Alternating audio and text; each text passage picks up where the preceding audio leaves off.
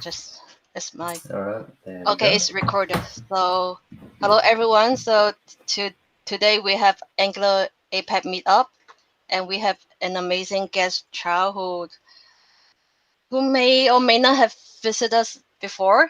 And today he's going to show us Angular 3.js. And so Chau is an Angular GDE, and I think he started his new job at uh, what's that company again? Novel, but you can say Now, yeah, NX people. yeah. So I think Chau knows everything from Angular to NX to Scouty. So he's a smart person. So we are so lucky to have him today. And before you share your screen, Bonnie asked to say hi to you, and then he asked me to say three things. We have Angular beginner workshop later tonight, like right after this, 10 p.m. My time, so 30 minutes after this meetup ends. And then next week, Angular Architect and Angular Visual DOM courses start. So Bonnie will be teaching people how to write good code in Angular. And then in October there will be a second job fair. So the first one was very successful. So I think the second one will be very successful, and people who are looking for a job or people who are looking for talented Angular developer can use the job fair to do mix and match and find the right person to fill the void. So that's all the news for this week, and we can uh, give the stage to Chao to present his cool project. Thank you, Chao. Thank you, Bonnie. No, not Bonnie, Connie. Oh, Connie, I'm sorry. It's I'm okay. so sorry. You are Okay. sick, so I forgive you. All right, I'm gonna share my screen again. Share. Right, we good to go? Yeah, I see your screen. Yeah, Okay. nice. So today we're going to be talking about declarative 3JS in Angular. Some of you might have seen this slide or this talk before. I prepared this talk like a while ago, but then I mean, Connie is so good. Angular APAC is so full, so backed up. So that's why I'm here in September. Right, so before we start, as Connie has introduced, my name is Chau. I'm a senior engineer at Norwell. I'm also a core team member of Nest.js framework. I am a creator of Automapper Core. I'm not a brand new father anymore. Brian just turned 7 months old a couple of days ago. So okay, this slide is outdated, as you can see. All right, so in the agenda today is what is Three.js. We're going to do a quick demo using Angular. I mean, the vanilla Three.js in Angular. And then how do we write it declaratively? And we also do a quick demo on it. And I'm going to explain how does this work. Basically, how does the library work um, using like Angular concept instead of we're gonna go into this disclaimer later, and then I'm gonna explain on the demo if we have time, and then we'll do some Q&A. And by the way, you can stop me anytime to ask questions.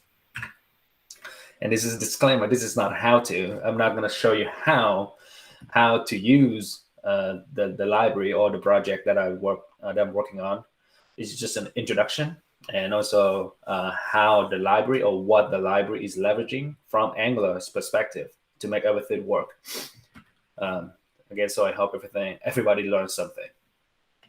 All right, so we're going to start with the Three.js. So what is Three.js? If you go to 3js.org, that's the official or the website of Three.js project. So Three.js is people would say Three.js is a 3D library for JavaScript, and they're not wrong. However, it is not entirely right either. So Three.js is just an abstraction over the WebGL API on the web. So the WebGL, you can do WebGL API. Basically, you can write 3D, draw 3D scenes and stuff like that on the web using the WebGL API directly. And it deals with math, deals with rectangle, vectors, dots, or they call particles, all of that, or triangles. So all of that.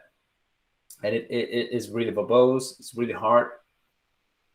So people at THREE.js, they come up with this abstraction over over that WebGL API, so that okay, if you have a box, they're gonna provide you a box geometry that represent a box instead of you trying to figure out like where all the dots are to figure out the size of a box. Same thing with the sphere. So this is like a demo from the GitHub page. So this like club right here is built with THREE.js. So that THREE.js like at the 10,000 foot view, you can definitely learn THREE.js from their website, or you can like buy THREE.js Journey from Bruno. He's one of the best THREE.js like instructor in the industry right now. So it's totally worth it if you into this kind of stuff. I'm gonna share the link in the chat. So that's a THREE.js Journey, and this is the THREE.js website. All right, so okay. All right, so to start this presentation, I'm going to go straight into the documentation of THREE.js, and we're going to land on creating a scene. So this is where THREE.js is going to show you how to start with THREE.js. And again, of course, you can read all of this, follow this to understand the concept of THREE.js. But I'm going to just scroll to the bottom where they have like the finished code. All right, I'm going to copy this. And we're going to go back to my Angular application. Before the presentation, before the call starts, I initialize a new Angular project. I install all the packages because we don't want to run npm install while we're presenting. So I have the Angular 3/core. This is the package, the library that we're talking about today. I also have NGX component store. I have the THREE.js library, and I have the typing for THREE.js. So I prepare all of this before the call. Inside of the app component, it's just the initialized application, so it's nothing special. And I have the app running here. All right, so the first thing we want to do is to have entry on init on here. Actually, let's increase the font size. Yeah. Totally forgot. So I'm gonna do 24 because my screen is a little bit big. All right, so write that. So we have entry on init. Let's just close that as well. And we do on init here, and it's just gonna paste that code in, just like that. And I'm gonna import 3 3 from 3. And if you're working with THREE.js, this is their like recommendation of importing. You can definitely do like mesh, like name import, but they recommending to use star as 3 capital to let the people know, to let the project know that you're working with THREE.js or 3D. Right, so I paste the whole thing in from the documentation. We're gonna go into these a little bit, and then I'm gonna remove all of my template, and I'm gonna save. I'm gonna go back to site. Chau, can you zoom in a little bit because Yusuf can't see the code. Oh, the code zoom in more? Yes.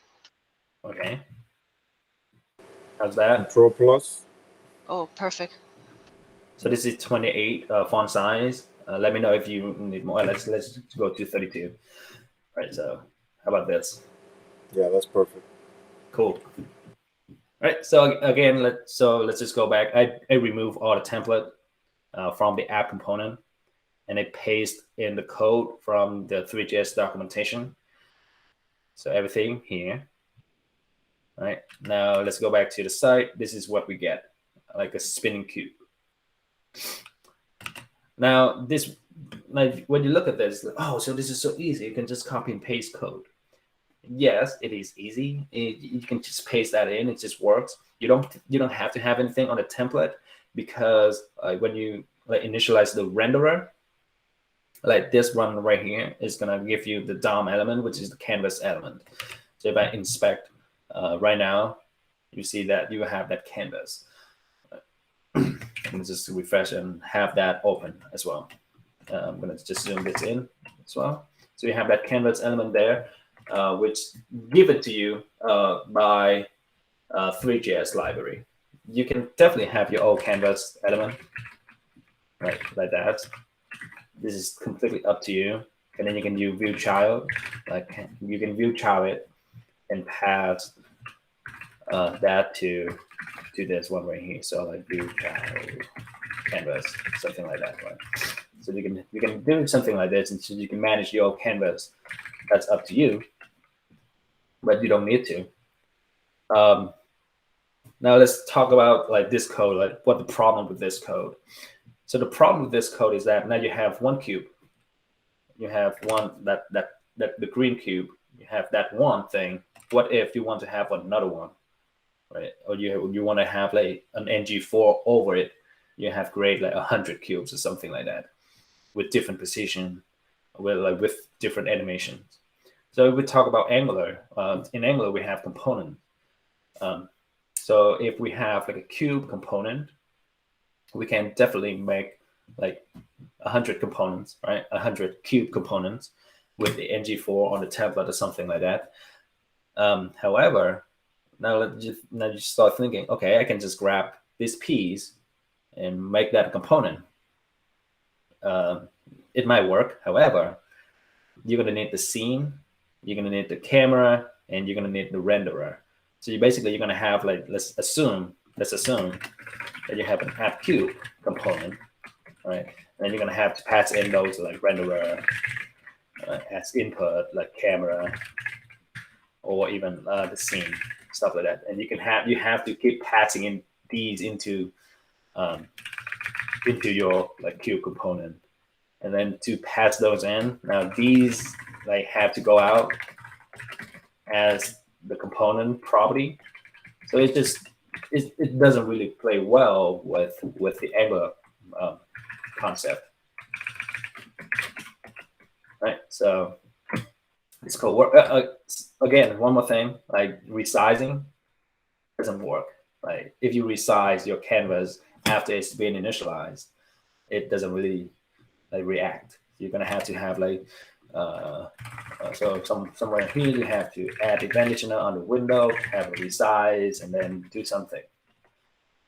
So again, the code is very, very imperative, and it's not easy to separate, to break up.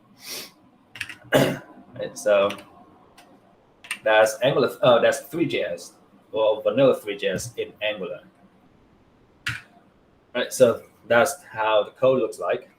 You're gonna have the scene, you have the camera, so and then you have the renderer. So in THREE.js, you have the three main building blocks: the renderer, the scene, and the camera. So the scene is where you're gonna put the stuff on. The camera is how you're gonna view that scene, and then the renderer is gonna render that scene and the camera. Basically, put those like into 3D perspective. Right? And then you're gonna start having like the mesh, which is the 3D object, or the cube, which is the cube right here. So the mesh, you can think of the mesh as like a physical space in like a 3D environment. It just takes up some dimension, some space, right? Just like that in space. Then you give it a geometry. So what this space is gonna, what shape that this space gonna like take after. So let's say I have this like right here. That's the geometry of this object. So that's the geometry. And then the material is like the clothing of this space, of the color, the texture. You have like a ball, like a plastic ball, so that's the material, plastic, and then you have like a iron ball, that's the material is iron, so that's the material. And of course, the material is going to affect how the object reflect lighting, and the environment around it. So that's the geometry and the material. So you can think of like the geometry is like a skeleton, and the material is like clothing of a 3D object. All right. So after you have your object, which is the mesh, you're gonna add that object into the scene. Right. And scene is where's your object's gonna live. So you're gonna add that to the scene. Finally, we're gonna have to render the scene and the camera using the renderer, and then we want to um, like keep running this. So if you're building a game, this is your game loop, right? The games will keep running, running, running, running, and that's what we have on the 15 here. Request animation frame. This is an API from the web, from the browser that's going to run um, some function, some callback function at at the frame rate of your monitor, or in this case, it's going to be 60 frames per second. So it's going to run 60 times per second, or every 15 milliseconds, it's going to run that function. So it's going to rerun this animate functions. So it's going to rerun this render function. So if you think about it, now we have the function being called every 15 milliseconds to be performant, to be considered performant. So you have 60 frames per second. If we want to animate some object, we're going to have to change the properties of the properties, right? So that's exactly like what happened here. So we want the cube to appear spinning. So we're going to change the rotation of the cube. And because this animate function is getting called so quickly, it's going to appear as animation then. So every frame we increment the rotation by 0.01. So if I make this 0.05, so it's gonna be a little bit faster. So go back to code, you see that is faster. So right, one. So that's oops. Uh, so that's a vanilla 3.js code. I want to focus on this particular mesh or 3 lines of code, the mesh, geometry, and material. So here you can see that we instantiate the mesh, and then we instantiate the geometry and the mesh, the material, and assign that to geometry and material on the mesh.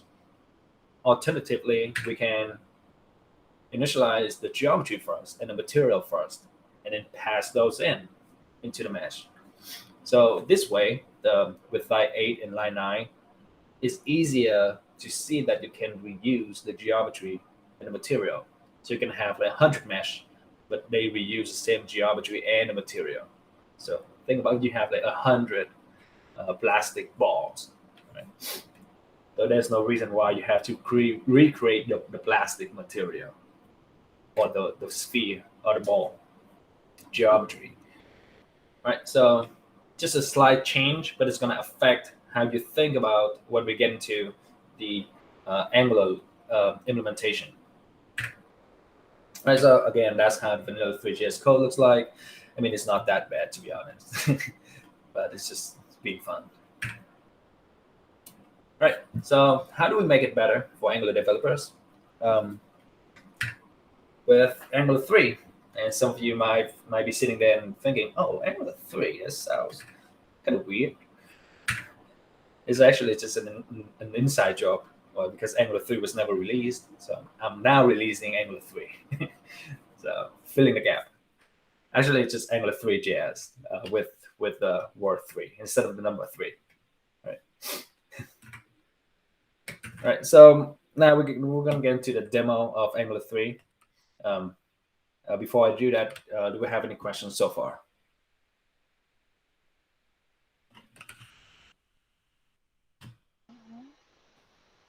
No question. Yep, so just quick summary. We went over what Three.js is, how do we use this with Angular. Again, you can see we just copy and paste code, and very, very brief of what these are and what the limitation are when we deal with like a front-end framework like Angular, right? So now we get into Angular 3. And as I said, I already have Angular 3 install with Angular 3/core. The Angular 3 library depends on component store from nginx, so you have to install that. Obviously, it's going to depend on Three.js, and we work with TypeScript, so we need the type definition. So now we have that. I'm going to just remove everything inside of ng-on-the-net and go back to my template. So the Angular 3 core is going to give you first the NGT. NGT stands for Angular 3, NGT canvas component. Right, so this canvas component is being exported from 3 core module. Right now we have the canvas. Now we're going to put in NGT mesh. Right, NGT mesh. I'm going to import this from 3 mesh module, and it's going to be an object 3D. Inside of this mesh, we're going to have NGT, the mesh, the basic material, right, mesh basic material, and also have a box geometry. Right, so box geometry is imported from Angular 3 core geometries. Basic material is imported from core materials. So everything is like a SCAM or single component as module. And so I built this with like performance in mind. So now we have the box geometry, the basic material. And let's take a look at app right now. Right, so app now have something that looks like a square. Right? It's actually a cube, but it's not spinning, and it's gray. So we're going to change the color. So let's go back to this code right here. Now we see that it's using this color, which is the green. So I'm going to copy that hex from the documentation code. I'll go back to my app component. For the mass basic material, I have a parameters input. And this input is an object with the color with that hex. All right. So now, and then you see that the material, if you look at the documentation, the material, when you instantiate the material, you pass in an object, right? This component text after that object is exactly the same. Whatever you pass into the material, you're going to pass in as parameters to the material when we use the input of this. This is not a component. This is a directive, right? So I'm going to save, go back to the code. Now you have that green, right? Now we want to animate it. We want to make it spinning. To make it spin on the mesh or on the object 3D, I have animate ready output. So we're going to call that on cube animate, and you're going to pass in the object, the animate object from the event. We create this. It's going to be a cube, and it's going to be 3.mesh. Just import that 3 from 3 again. Right now we have rotation x plus equals 0.01. Do the same thing for y and say you will have the same spinning cube.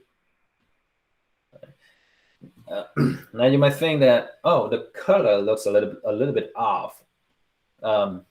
Which if we want to have this color looks like correct or not correct, but looks close to the documentation, there's an input on here, say linear, and it's true.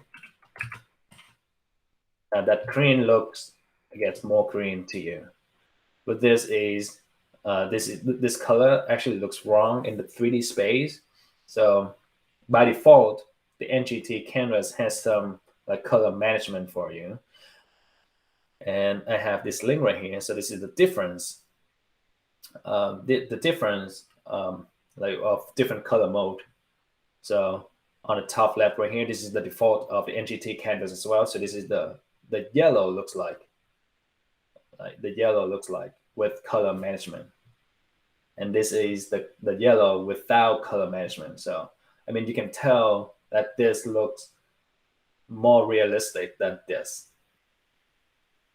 Right, so it's just some configuration out of the box, like by default. You don't have to deal with it when you're using Angular 3 to build your scene. So I'm gonna remove this. Now we have the same working code, right?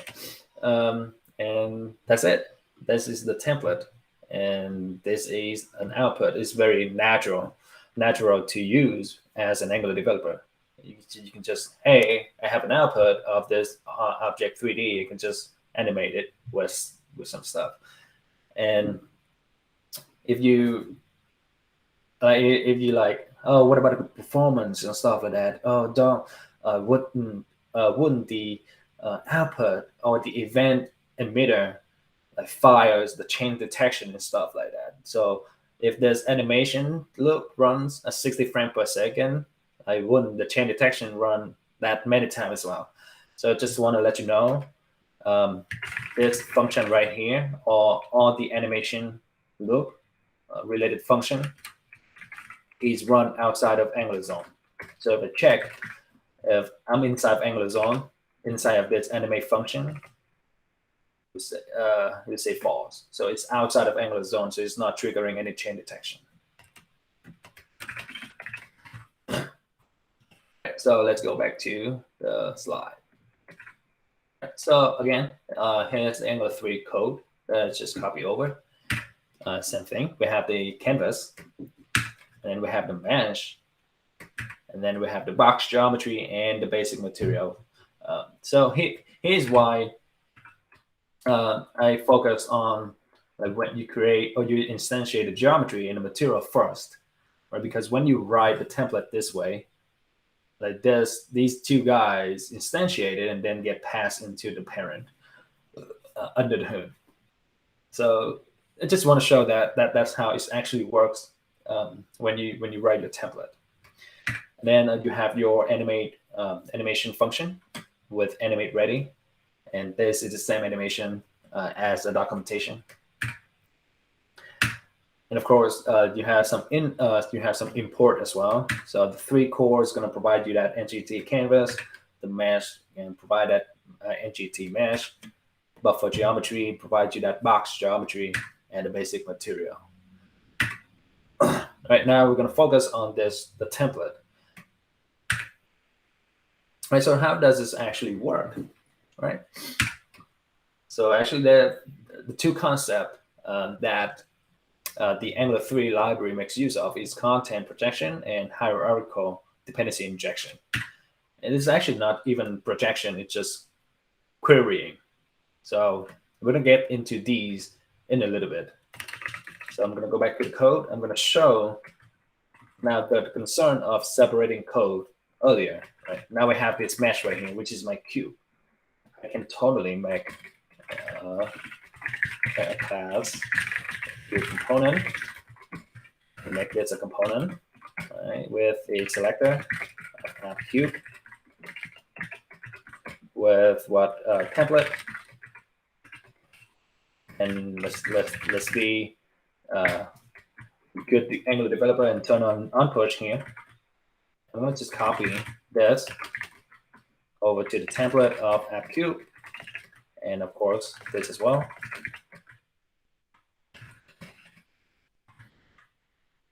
Right, now what we need to do is declare this cube component and use it right here.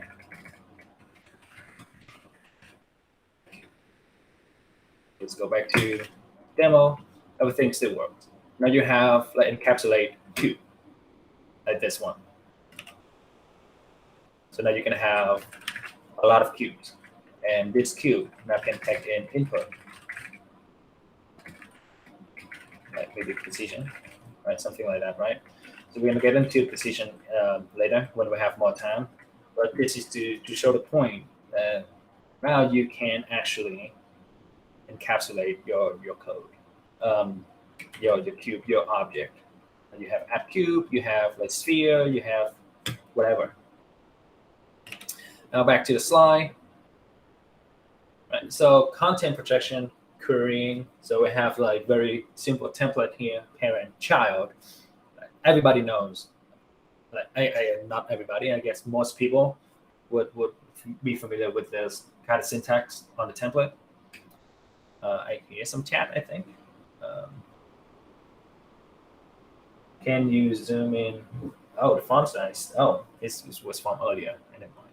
Yeah, but Agent RL has a question. I mean, he Oh, raised up his hand a long time ago. oh sorry. Yeah, go ahead. Ask questions. I don't have like multiple screens, so I cannot see the messages. I'm sorry. All right. So, what your question? I guess. So okay, Yeah. so So, oh, sorry. Go ahead. no, go ahead, yeah. No. I just wanted to see how you can apply the material on that cube, right? Um, so to make it look better, I guess, or make it Well, more shiny, like the yeah, ball. that really depends on the type of material. So if you go to the documentation of THREE.js and you scroll down to materials, if I can find it, uh, um, right here, materials. So they have all of these materials. Now we have, let's say, mass basic material. This is what we're using. You can see that it's just like this. It's very basic, and it does not reflect any light. So you does not see any dimensionality with this. But if you select something like Right. foam material, now you have some dimensionality. You have some like kind of shadowing, like part that is not reflecting light and part that is reflecting light based on the light sources. And you can definitely read on what is mesh form means. So the material uses this like form model to model this 3D object, and they have like physical, like that looks a little bit different too. And then you have standard, that is standard, and then tune. Now that's look cartoony, so it Right. looks like animate. I guess animate video movie. So Yeah. you have all of these different materials that you can make use of. And of Uh, course, you can also pass in. So the material you can pass in like a. I hope I remember what it called. 1 second here.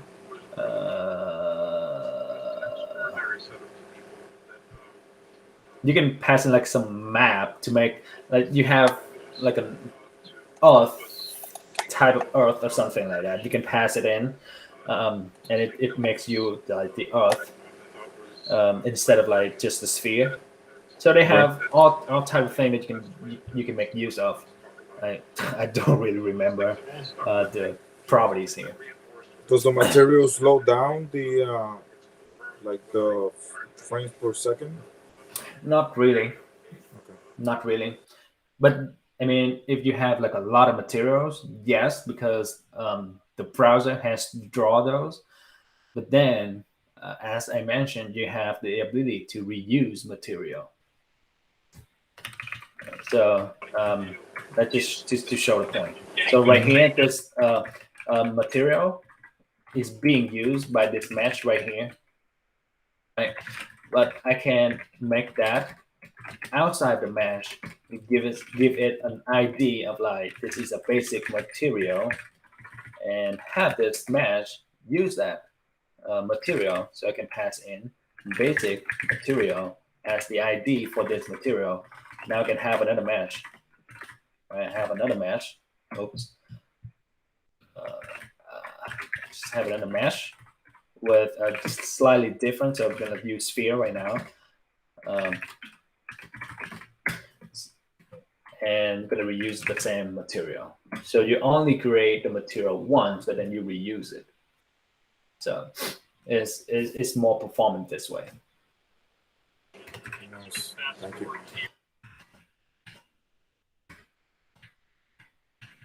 Put back material here. Back to the slide. Oh, and it's all on the raised hand, I think. I mean, just shout. Just stop. Just shout.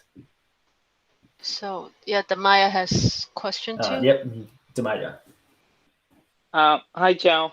This was very Hi. cool to see. I was just wondering that when you extracted the cube code into its own component, it still recognized. I think the parent mesh component recognized that there is a cube inside, but because I've seen that Angular has its own component as well, like the child component has its own tags as well. How did it realize that there is a cube inside? Because NGD Canvas has app cube, and then app cube inside app cube there is the actual cube. Am I making myself clear? Or? Yes. You're making yourself clear. But we're gonna get into this. But I'm gonna give you the hint. It is dependency injection. So we're gonna get into that in a slide, so you see it's clearer. But it is just Angular dependency injection, and probably not a lot of people realize or make use of this, or use it but not realizing it. So I'm gonna just go back to the slide, and definitely we can get into that in a little bit. And thank you for the questions, and thank you to Rob for the question. All right, so let's just keep going. So we're not going to run out of time again. So we have I have a template here, very simple, very familiar, right? Parent child, right? With the parent and the child. So you can tell that the child is the content of the parent. So this is the Angular term. Whatever you put inside or in between the element tag of a component, and whatever inside becomes the content of that component, right? So again, you would have ng content, like to project. So this is where content projection means. You want to project your content inside of the parent component. And you can also query for this child component, given that the child component actually has the child component class. So you can do content child to query for it, right? And then you have ng content to project.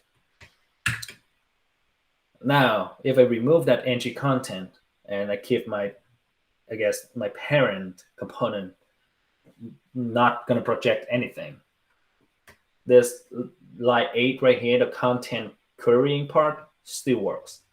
I can still querying for it even though I'm not projecting it.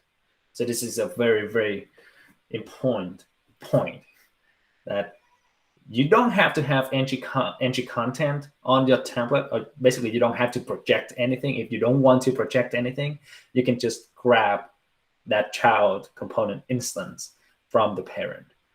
Okay. So basically, as soon as you have this kind of template or on kind of syntax on your template, Angular, when it parses your template, they establish that relationship for you, regardless of you want to project it or you just want to query it or you do nothing, right? As soon as you have this, the Angular parser or the Angular compiler will basically like establish all of the relationships in the injected tree, so you can query for it. Now with that in mind, we're going to go back to this NGT mesh and the box geometry and the material syntax or template, right? I have the mesh, which is the parent.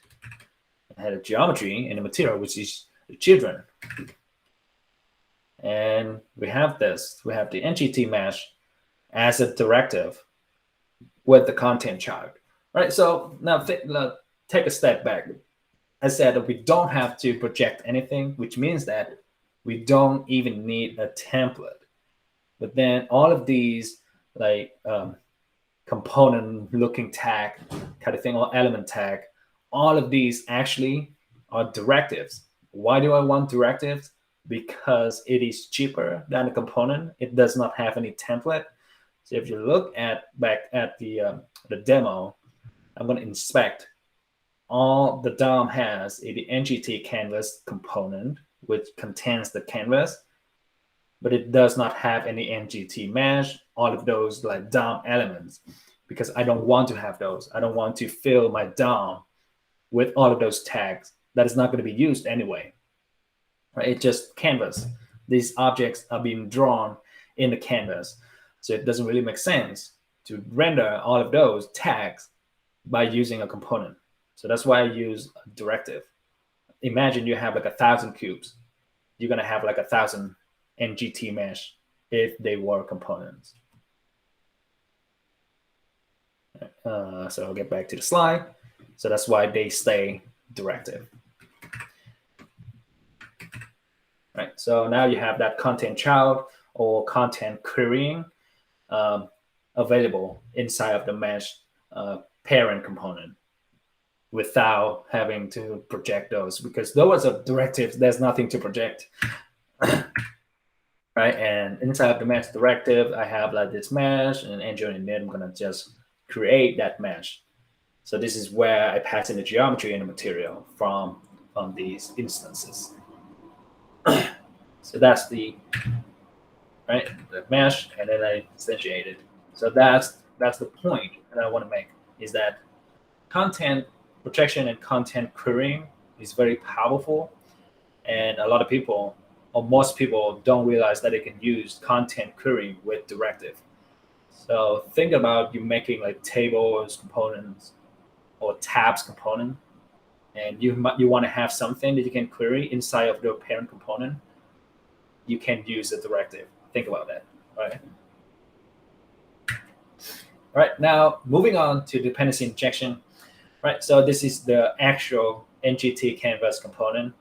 I have that selector NGT canvas, and I have all of these providers as the component level. So people, if you follow me, you would know that I like promote component store, and component store has this concept of local providers or component providers, so that these providers has the same life cycle as the component. So when the component is destroyed, all of these get destroyed, right?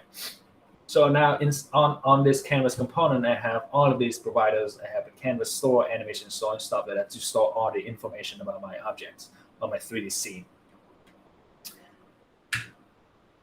Now let's go back to this. Remember this code from the vanilla THREE.js. We have scene, camera, renderer, right? And we set up the mesh. When we add the mesh to the scene, right? The canvas component is going to set up the renderer for you. It's going to set up the camera and the scene for you as well.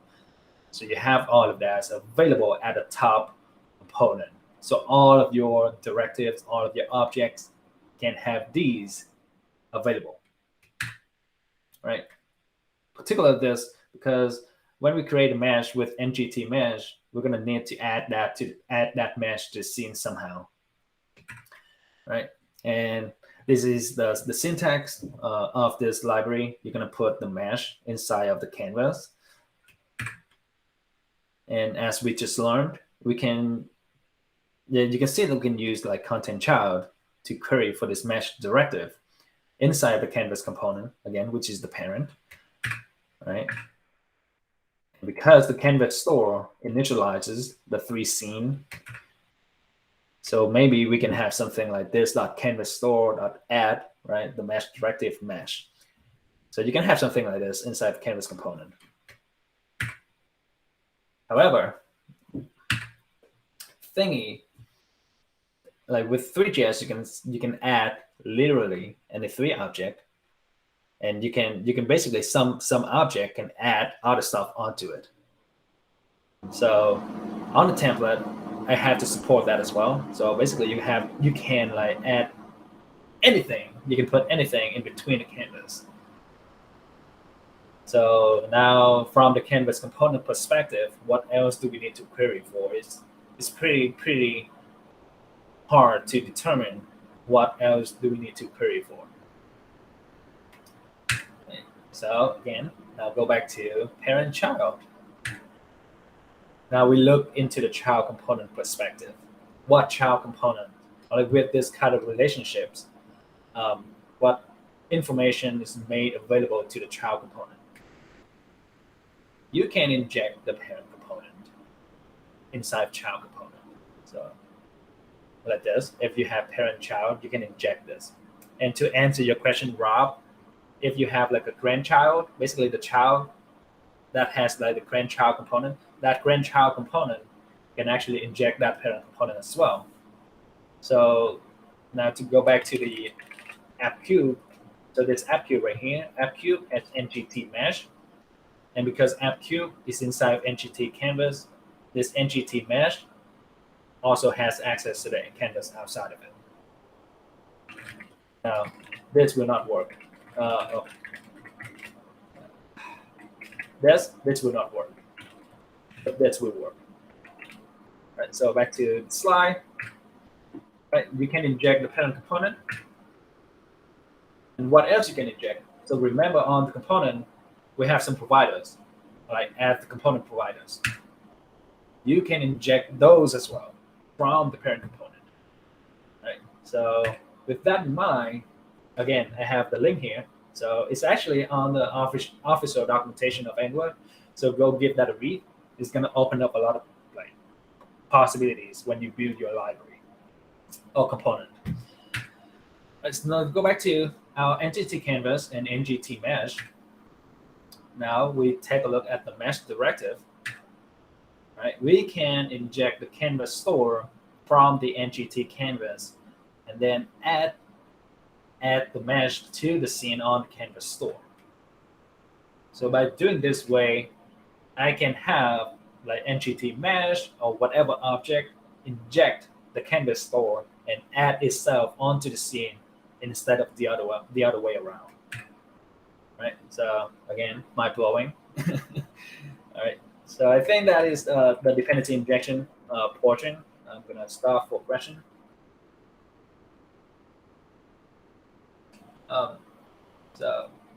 Damaya, I hope that answered your question.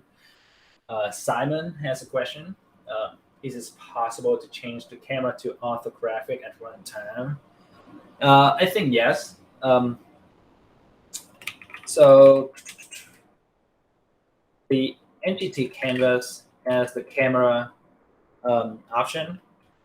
The camera option actually takes in the perspective camera or the orthographic camera. By default, it is perspective. So I never tried, but I guess you can have like camera type here, right? Perspective, and you have like something. This is gonna get re-rendered, and the camera type is gonna update with the camera. I just think so. It should work, but I don't know the answer, but it should work. I never tried, to be honest. I never tried. I never have a use case to change those at runtime. Right. So, any questions anymore? If we don't have any more questions, I'm just gonna expand on the demo to show a little bit more stuff.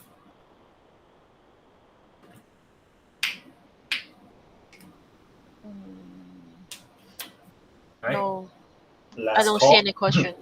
Okay. All right. Let's go back to the demo then.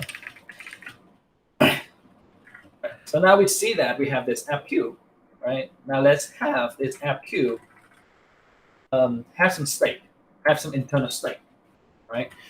Before we do that, I'm going to change the material a little bit here. So I'm going to make this a standard material so it can reflect light. I'm going to put in some light. So I need some NGT ambient light. O3D, and let's do some NGT spotlight. And let's see how that looks. All right. So you can kind of see that it has some dimensionality. I'm going to change the position of the spotlight a little bit.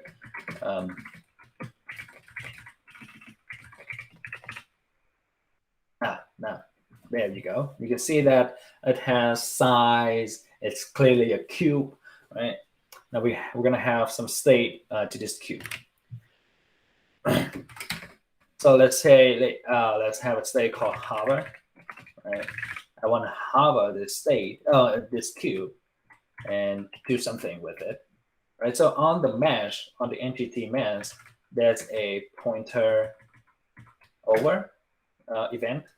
So on pointer over, I'm gonna make this hover true, and vice versa on pointer out, I'll make this false. Right. Now, if I hover, I want to have a color of hot pink.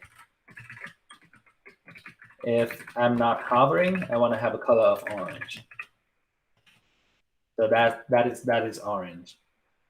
And if I hover, it's gonna hot pink. Right. So now all of a sudden, your 3D object can have some internal state. So you can control the state of this object. Right. So that's hover. That's one. Now let's have another one called active. Right. And so with active, I'm gonna do click. And when I click, I want to toggle this active. So it's gonna become true, false, and false true. Now with active, what I want to do with this, so on the mesh, there's a scale, right? When active is true, I want to scale up to 1.5. If not, then I will keep the scale as 1. If you see like an array of like 3 numbers, it's x, y, and z. So it's the vectors, the 3 dimensions, x, y, and z. So save. Now I hover. If I click, now my cube appears bigger. The scale goes up. So now it has active state. Right? Is a gigantic. Can the transition be smoother, like when it grows? So can you control that or no? But from our perspective, Say it one more time. Can you control the transition so they can be smoother when it grows up? So that is animation. That is a different animation thing. I have some experimental with pop motion. It does not work as nice, but I do have some. Let's do this real quick here. I don't even have it pulled down, but you can apply some animation to this one and like animate that scale property. So yes, you can have that. I mean, something like this. Give me 1 second here. 3, 5 there.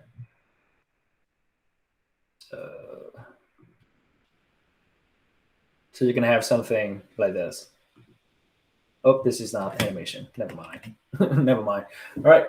I guess I'm gonna post like a video of demo for that later.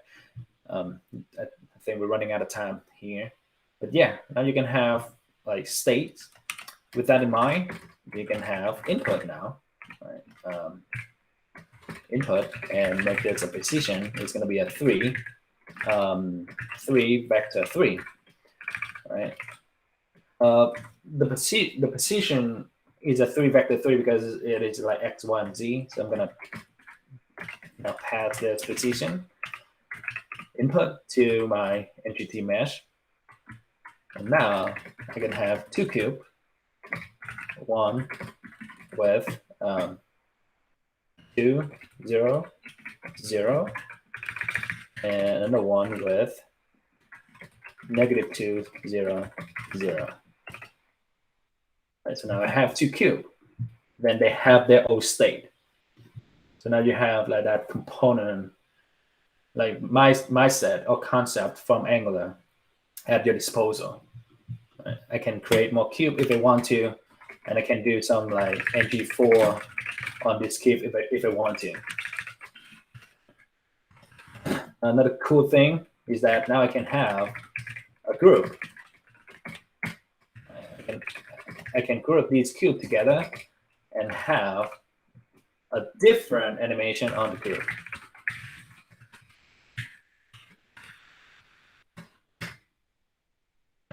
All right, this is 3, that group. Group. Now for this group, I will rotate X minus instead of plus. So if I save,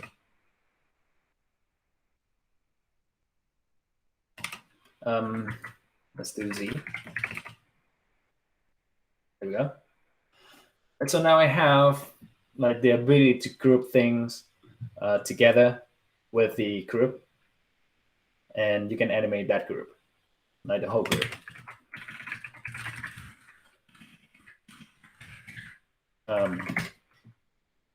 I don't think I have anything here. I have some demo here. Let's see. We have some time here. Let's see if I can pull this down and run the demo.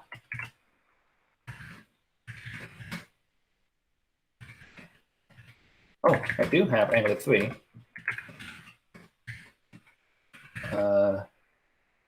Okay, cool. I can just run it. Let's see. Yes, I want to change the port. So Angular 3 is my is the library repo, and inside of this I have a demo app. Right? So I'm running that app right now to show you the different thing that you can do with the Angular 3. All right, so we have the same kind of cube here, but yes, Rob, I have some animation here, right? To animation that scale, also the color. Like the color when you hover, it's actually animate. And that's different type of animation, 3D objects that you can do. So this is like a font. You load in different fonts. You're loading like these like 3D objects or models.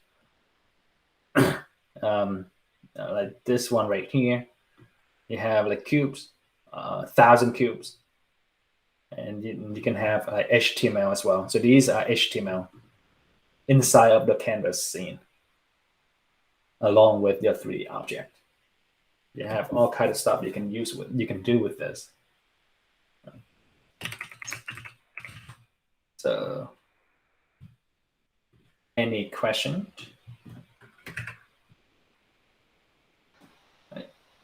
No question, but the talk is amazing. Thank you.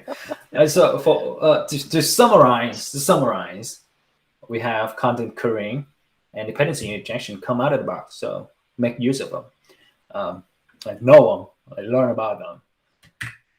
And regardless of whether you use ng content or not, the Angular already structures your parent content relationship or establishes that relationship for you. A content child can inherit the injector of its parent, thanks to the dependency injection system of Angular. So there's that. And again, we have demo and so Q&A. So I'm going to stop presenting. Let me stop the recording. Okay. Stop. Okay, stop recording.